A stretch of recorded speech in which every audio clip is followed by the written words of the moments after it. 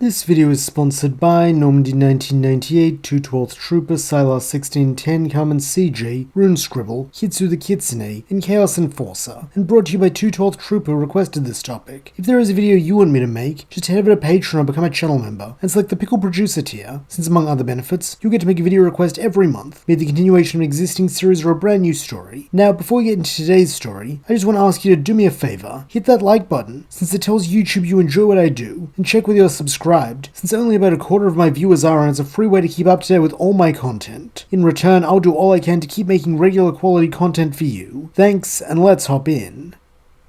Mr. Midoriya, are you alright? The voice that asks is neither soft nor concerned, but rather curious, as though the speaker is wondering if she will have to repeat herself, and looking up from the edge of her desk where his gaze has fallen when he lapsed into thought, Deku meets the eyes of the Hero Commission president. Truthfully, that is all he knows of her, as even her nameplate simply reads, Madam President, though in that moment, her name is the furthest thing from his mind, as in his head he is replaying the whirlwind of events that led him here. The gunshot, All Might's final words, and the descent of men and women in black sedans who ushered him inside and brought him here. Wiping his eyes with his wrist as he hadn't realized he'd begun crying again, Deku apologizes. While taking things slowly this time, Madam President reiterates her previous point, that it is absolutely imperative he not tell anyone about the circumstances of All Might's death. The news that the symbol of peace could be killed by a common criminal would destabilize hero society and create unrest among the people of Japan, as they'd begin to doubt how pro-heroes can protect them when they cannot even protect themselves. For that reason, Deku has a responsibility to keep his silence for the common good. Responsibility. That word sticks in the boy's brain while almost everything else slides out. All Might had told him about responsibility, a great responsibility that comes with his great power. Is this what he had meant? Forcing his eyes to focus as they'd start to zone out again, Deku nods and mumbles that he'll keep quiet if it helps keep people safe and happy, with Madam President giving him a tight, business-like smile as she calls him a good boy and states that the Commission will not forget his cooperation. In fact, they'd like to offer him something as thanks for working with them. From what she understands, he is training to undertake the UA entrance exams in a few weeks. If he would like, she could write him a letter of recommendation, since her office carries the same weight as the top-ranked pro-heroes, whose signatures are usually required to sit the recommendation exam. For a moment, Deku considers this, though even in his grief-stricken state he is smart enough to recognize a bribe, and so shaking his head, he politely replies that she doesn't have to do that, before asking if they're done here. Looking more than a little surprised at his refusal, Madam President nods that they are, with these being the last words said between them, as a familiar-looking blonde man with wings escorts Deku back to the entrance of the Commission building where a car is waiting to bring him home. That evening, the news breaks, with the government-owned news networks being the first to report on the death of All Might. During these initial reports, details are scarce, though over the coming days, as every channel picks up the story, the narrative the Commission has concocted is revealed. According to the official sources, All Might met his end atop a missile fired by an unidentified terrorist group in Japan, with the symbol of peace taking it upon himself to steer the missile out to sea where no one would be hurt, though at the cost of his own life. Every time Deku sees this, his stomach tightens a little more, as he becomes less and less sure if this is what his mentor would have wanted. Though, one thing he and the news reports can agree on is that everyone in Japan owes the fallen number one an immeasurable debt of gratitude. Not long after this, coverage shifts to mourning, as public vigils are held across the country for All Might, while a state funeral is televised so millions can watch. In contrast, Toshinori Yagi's funeral is attended by only 6 people. As one of the people who knew the man behind the muscles, Deku is naturally there to pay his respects to his mentor, though it seems that will have to wait, as before he can even approach the picture of All Might they are attending in lieu of a body, a short grey-bearded man with a cane hobbles up and firmly asks if he's the one Toshi was training. Nodding solemnly, Deku confirms that he is, to which the old man muses that his former student thought very highly of the boy, though before Deku can thank him for this compliment, the man sharply cuts him off, stating that he doesn't share Toshinori's view, since the kid doesn't look like much to him. Surprisingly, this is not the only negative assessment the green-haired youth gets, as only a few minutes after the old man hobbles away, he is next approached by Sir Night-Eye, All Might's former sidekick, who bluntly asks if he is now the wielder of One for All. Blinking in confusion under Night-Eye's intense gaze, Deku admits that he doesn't know what that is, and evidently believing him, the bespectacled hero turns away as well, while muttering something that sounds a lot like, "How disappointing." Therefore, when a third person approaches Deku, this time a blonde girl with glasses, the boy is already bracing himself for a scathing review, though instead he receives a soft smile as she asks how he's holding up, since he must have been pretty close to Uncle Might to have gotten an invitation to this. Nodding mutedly, Deku replies that he's fine, before asking how the girl knew All Might, to which she answers that she's Melissa Shield, and that her dad and Uncle Might go way back, and even designed some of his suits. In a tone of amazement, Deku calls this incredible, though as is his way, he does not stop there, and begins to ramble about his own history with All Might, especially since after Gran Torino and Night Eye's less than warm receptions, it feels incredibly easy to talk to Melissa. Being cut from the same cloth as the green-haired boy, Melissa listens intently to his story, though that is not all she does, as putting her analytical mind to work, she comments that his strength, danger sense, and wall crawling are all reminiscent of a spider's natural abilities, so perhaps he has a mutant-type spider quirk. Looking thoughtful, Deku admits that he supposes his powers did start manifesting the day after he got bitten by a strange spider in a hospital, so maybe there's a connection there, with Melissa bursting out laughing that he only thought of that now. In spite of himself, Deku starts laughing too, as he confesses that it slipped his mind in the excitement of having powers, with it feeling good to laugh for the first time since All Might died.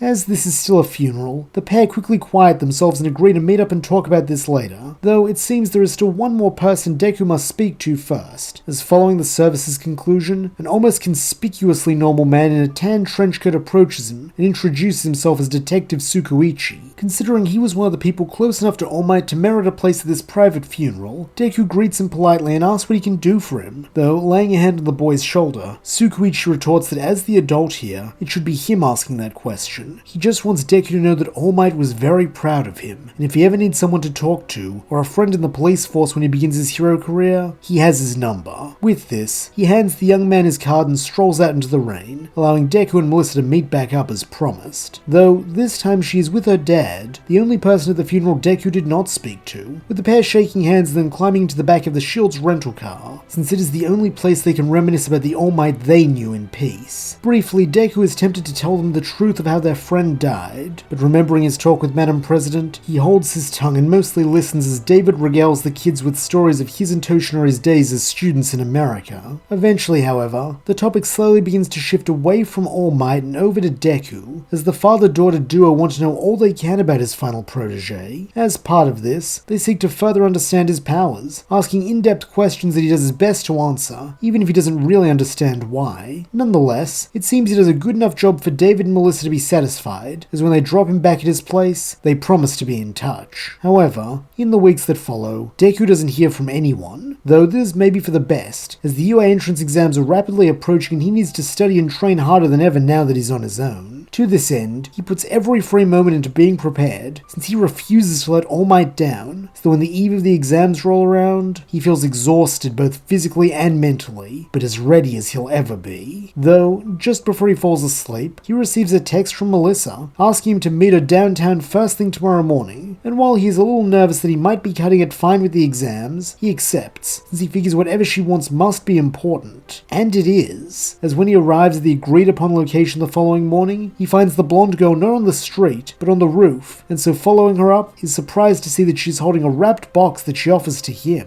Opening it gingerly, Deku is shocked to find a teal and white hero costume that resembles his canon one down to the ears, though with a clear spider motif thrown in that was clearly Melissa's idea. Smiling widely, the glasses-clad girl beams that she hopes he likes it, since she and her dad made it for him, before urging him to try it on, since she's got something cool to show him. Ducking back into the stairwell with a blush so she won't see him change, he emerges a few minutes later, and though the mask hides it, he is smiling from ear to ear, as it's a perfect fit and it feels incredible. Nodding proudly, Melissa explains how she and her dad made it lightweight but sturdy, allowing him to move freely both on the ground and in the air. Tilting his head slightly, Deku questions what she means by "in the air," and taking this as her cue, she pulls her hands out from behind her back, revealing a pair of mechanical web shooters that she clips to his wrists, before showing him how to activate them and urging him to give them a try. Eager to give them a go, Deku spends the next few minutes experimenting, with it coming as a pleasant surprise that the webs are both strong and flexible, while having good adhesive properties, though even with this knowledge, when Melissa urges him to try swinging on them, his stomach feels like it's plummeting down to his feet. Nonetheless, something something in her smile makes him feel brave, and so taking a running leap, he activates the web shooters and swings to the nearest building. This feeling is unlike anything he's ever felt before, a freedom he'd never imagined possible until this very moment, so that before he knows it, he's swinging between buildings while laughing and cheering that Melissa's incredible.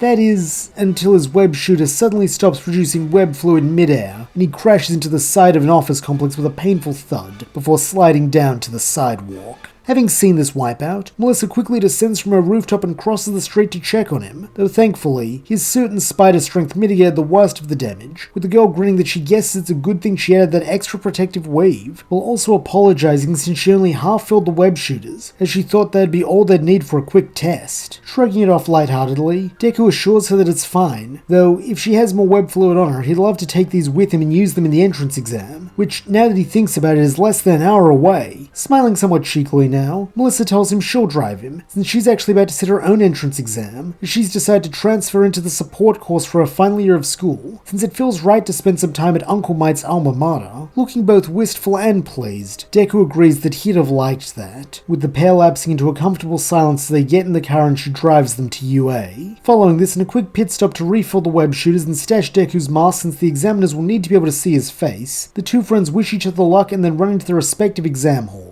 Fortunately, the written exam goes smoothly like canon, allowing Deku to instead focus on the practical exam, in which the applicants must take down giant robots for points. Truthfully, this is almost too easy for the spider lad, as his enhanced strength allows him to take down most of the training robots with ease, especially since he can crawl up the side of them and punch them directly in the process of minimizing collateral damage, and swing away when his spider sense warns of danger. As a result, his villain points are high, while he also does decently well on the rescue aspect of the test, meaning he finishes the exam with 77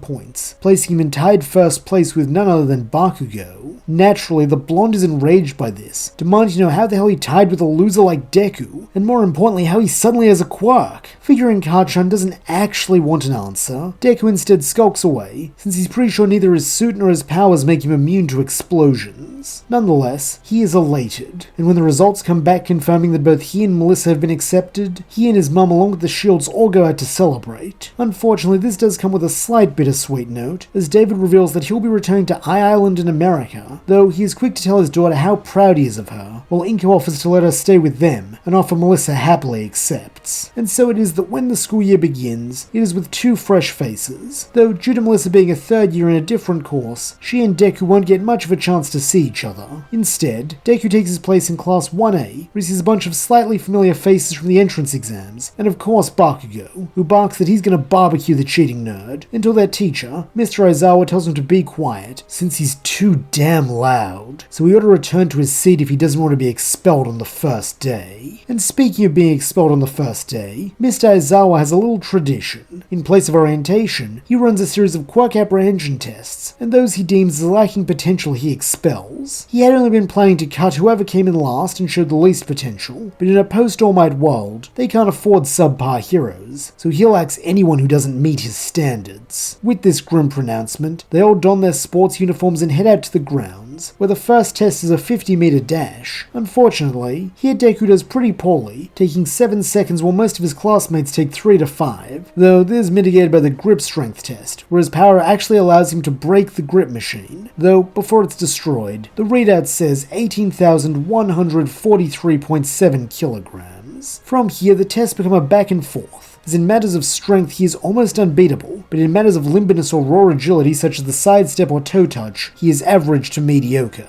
As a result, when the day ends, he earns 9th place, above Mina but below Kirishima. Thankfully, this is still in the top half, meaning his spot is secured, though the same cannot be said for Mineta and Hagakure, both of whom are cut for failing to attain scores that put them above the level of a quirkless person, proving just how sink or swim life will be here at UA. The following day, Class 1A is their first Foundational Hero Studies class, which is the subject everyone has been most excited for, especially since rumor has it that the teacher this year is a big shot pro hero, top 10 some are even saying. And for once, high school gossip actually proves correct, as when they arrive at Grounds B, they are met by the winged man who brought Deku to and from Madam President's office, and now that he's not drowning in grief, the green-haired youth immediately recognizes him as the wing hero Hawks. Smiling casually, Hawks greets them all and explains that he'll only be teaching this class part-time, since as the rank rank 3 hero, he has a lot of patrolling and paperwork to do, and in truth, he only agreed to sub since All Might was meant to be taking them until, well, you know. At the mention of All Might's name, Deku can almost swear that Hawks locks eyes with him, though it is such a fleeting thing that he cannot confirm it, as the blonde man has already looked back to the other students and is fielding questions. For the most part, these are pretty standard fare, such as what they'll be studying in this class or questions about his heroic exploits. Though, ever the rule follower, Ida does question why Hawks doesn't use a civilian name like the other teachers, to which the wing hero laughs that he sold his name to the devil years ago in exchange for his winning smile, before flashing them all an easy grin, as if to suggest that he got the better end of the deal. With this out of the way, Hawks then begins to outline their first lesson, a simple rescue drill, in which each student will take turns attempting to save a civilian played by him, while the rest of the class to film them on their phones. This seems easy enough, and a fitting first lesson, with Deku being assigned to rescue a civilian who is trapped under a car, something his strength allows him to do with ease, as he simply lifts the vehicle up, then pulls Hawks to safety while asking if he's alright. As a result, he feels rather proud of himself and confident in his success when he returns to the filming circle, while Uraraka takes his place, this time saving Hawks from a burning building. However, as they will all learn, this is only the first part of the lesson, as when they're all done, the wing hero downloads their footage along with that of the security cameras around the training grounds, as he explains the true purpose of the test. In the real world, being a hero is 20% saving people and 80% perception, so they need to be mindful not only of what they're doing, but how they do it, since if their approval rating drops too much, then they can kiss their careers goodbye. To this end, he begins reviewing the footage in front of the class, pointing out what they did well along with areas for improvement. In particular, he has praise for Momo and Aoyama, whose image-conscious attitudes allowed them to play well for the cameras, while also acknowledging that even if Todoroki and Tokuyami aren't flashy, their grim determination gives off a hard-boiled, mysterious vibe that the masses love. In contrast, he only has criticism for Bakugo, who he calls that angry Pomeranian with a chip on his shoulder, since if he's going to do dumb stuff like scowl and growl at the people he saves, he might as well go home now and open a laundromat, since he's never going to make it in this business. But if he insists on staying,